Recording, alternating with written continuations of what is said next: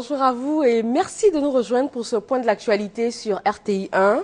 Le chef de l'État est à Paris depuis hier pour participer à la commémoration du 70e anniversaire du débarquement en Provence. Avant son départ, le président Alassane Ouattara a reçu le ministre tchadien du Plan et de la coopération internationale, Mariam Mahamat Nour.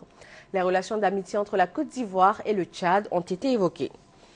12 milliards de francs CFA pour appuyer et développer les programmes de planification familiale, de prévention du VIH-Sida et de préservation de la biodiversité de la Côte d'Ivoire.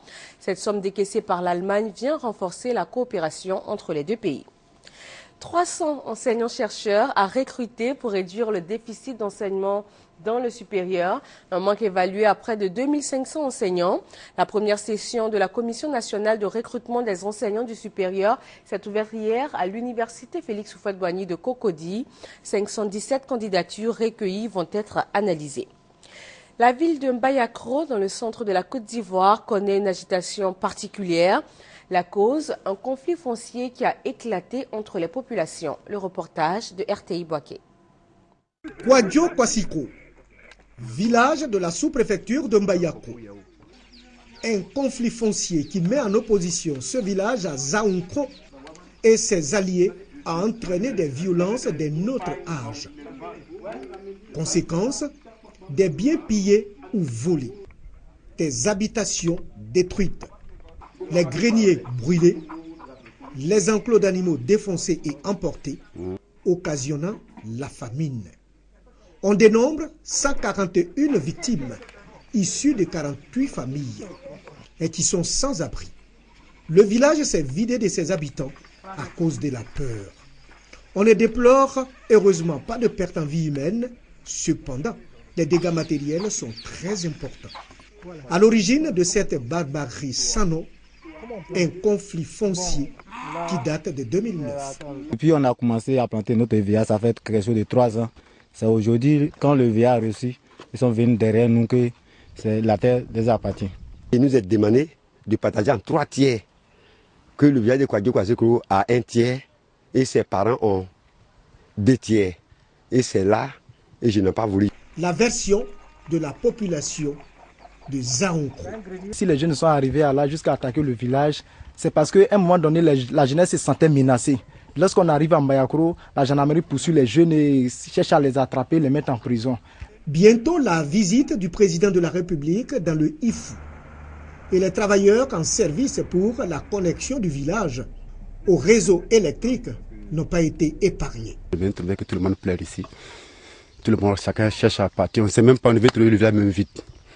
Tout est parti en fumée, manger ou tout ce qu'on a laissé ici. Les arrestations dont il est question sont liées à la destruction de 35 hectares d'EVA sur 50, dont les pertes sont évaluées à plus de 350 millions de francs.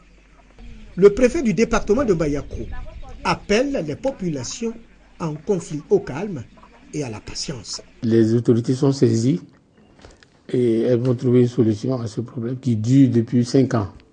Aucune des parties n'a un titre foncier pour se justifier. Mbayakro n'a pas besoin de cette situation au moment où la visite d'État du président de la République se prépare activement. Ce jeudi met fin à 14 années de silence pour Ismaël Isaac. Le nouvel album de la star du reggae vient de faire son entrée dans les bacs. L'œuvre de 14 titres a été présentée à la presse et au public. La fièvre hémorragique Ebola a fait plus de 1000 morts en Afrique de l'Ouest.